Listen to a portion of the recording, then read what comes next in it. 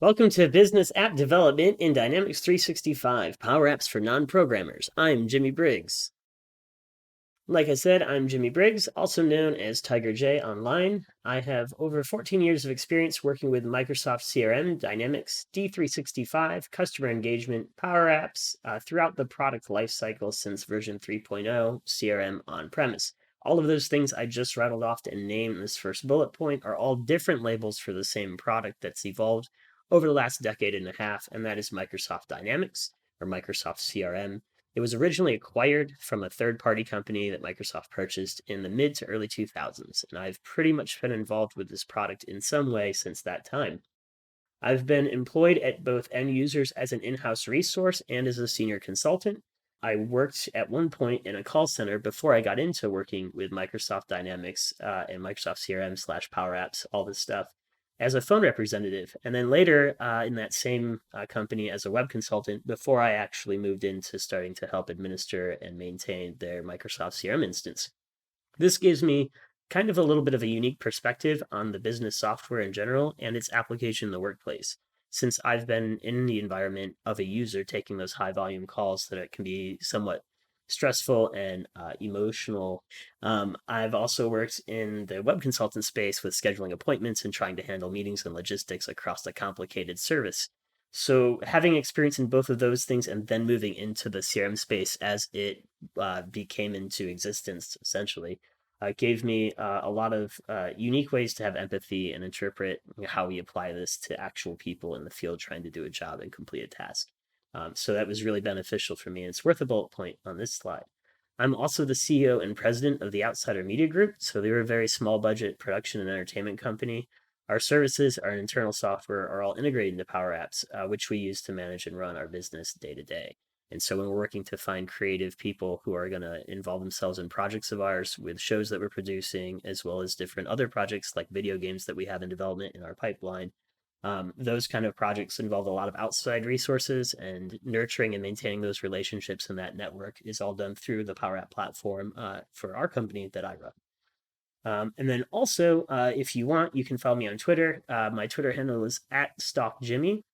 But this is my personal Twitter account. You can DM me any kind of question. If you get stuck in this course at any time, feel free to reach out to me. If you do happen to find my email address somewhere, know that messaging me on Twitter is much more efficient and you'll probably get a response a lot sooner. I don't really read email that often. All right, now for the course overview. Let's go over what we'll learn. In section 1, what are Power Apps?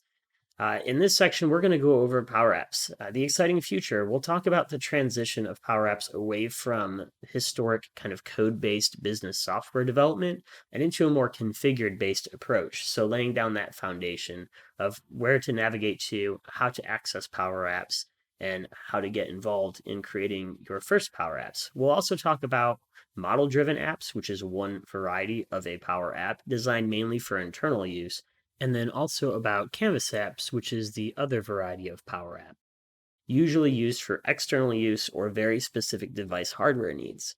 Then we'll also go into some navigation about the Power App tools, the platform, where to go to find everything, and also a little bit on pricing and different plans that are available. Note that this can change over time, especially the pricing plans. Microsoft often changes and refreshes their licensing. There essentially are 3 different tiers of Power App licenses. There is a free community edition. So as long as you have a free Microsoft account, you don't really need to worry about this too much. It's more for administrative use. Section 2, creating a model-driven app. In this section, we're going to go over creating our first model-driven app. We'll also talk a little bit about how solutions are created. We'll create some new entities, which you can think of kind of like a table. And during this section, I'll explain some of the transition and changes from a standard model view controller application design, if you have that programming background, and how that fits into the configured-based approach of a model-driven app in the Power App platform. We'll create some entities, we'll edit those entities, and then we'll also configure the navigation for this model-driven app. And by the end of it, you'll have a model-driven app that you can open, log into, and share with people. In section 3, model-driven apps advanced topics, we're going to go over some of the more advanced features of a model-driven app. Since you already have one that you probably created in the previous section, we're going to enhance and enrich that. mainly with quality of life improvements, and then also some other improvements that help maintain certain information that might be entered into our system. So what we'll do is create forms which allow users to rapidly insert records into the system. So if I'm a salesperson and I have a dozen leads that I just met at a trade show, quick create forms will expedite how fast that data, that information can be entered in. We'll also go into some business rules, which allows to dynamically show and hide fields as well as make them required or set values. Business rules are really the replacement to JavaScript. So in the past, in history, when we would use normal JavaScript to handle some coding of how fields might behave on a web form, business rules are the evolution of that and the configuration-based approach, so we don't have to write code anymore. We'll also talk a little bit about Microsoft Flow and how you can automate some processes with Microsoft Flow in your model-driven app. However, we'll also come back to Microsoft Flow in section 6 with some more detailed explanations and features that it has to offer, so keep that in mind. The next thing that we'll talk about in section 3 is the business process flows, and these are a guided way to have users enter information in a thoughtful step-by-step approach to complete a record. I'm not a huge fan of them with how much noise it creates on the screen. It definitely pushes things around a little bit. But that's my own personal opinion. You might find that it's a great need to fill a very complicated sales process or a complicated product that you have.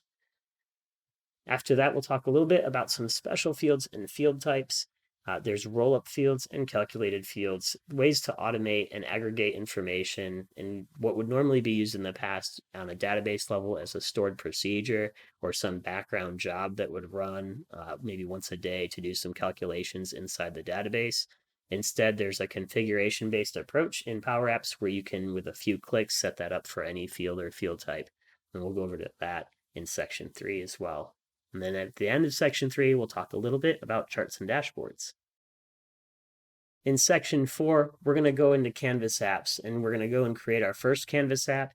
And a Canvas app is usually designed to be heavily branded specifically for a type of mobile device with a specific use case, and generally either facing outward into the public, something that might run at a kiosk in a trade show, or something that might be used out in the field, like a job or a crew that's visiting or making stops on site.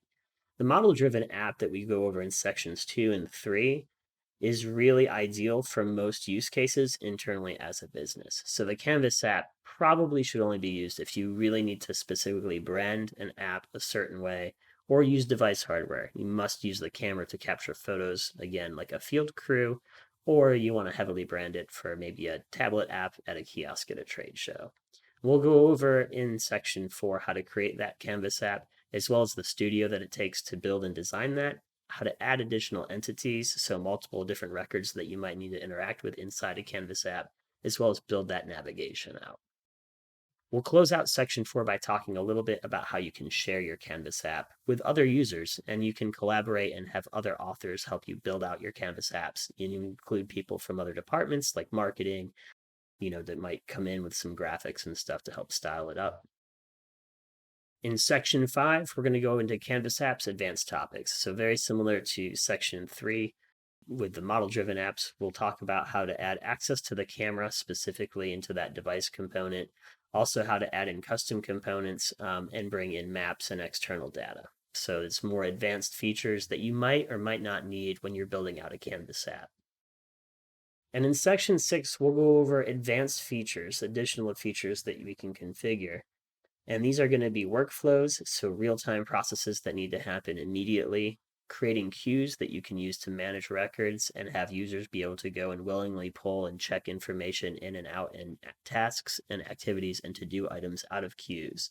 We'll also talk a little bit about security roles and how to manage security for your applications. Enable SharePoint integration and document management, so that way you can store documents on different record types within your Power Apps. And then we'll close out section 6 with talking a little bit about how to connect with Power BI and set up Power BI Desktop to integrate with the common data service for all the data that you've aggregated now with your new Canvas and model-driven apps. As far as prerequisites go, the only thing that you need to get started is a free Microsoft account. So in section 1, we'll talk a little bit about the licensing for Power Apps. but also there's a community edition of Power Apps. So as long as you have a Microsoft account, you should be able to get set up and get started in creating your first apps.